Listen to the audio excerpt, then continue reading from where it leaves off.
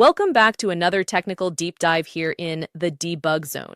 Today, we're tackling a big question and breaking it down with insights from other users. Hopefully, this clears up some misconceptions and helps you get the answer you need. So buckle up, stay a little curious, and let's jump right in.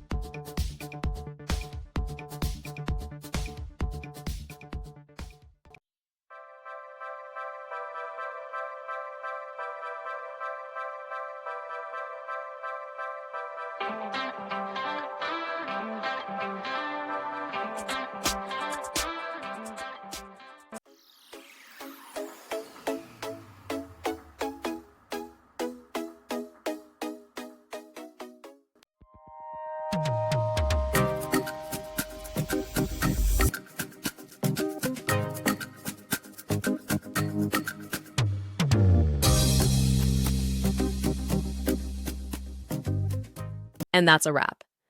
I hope you found the answer you were looking for.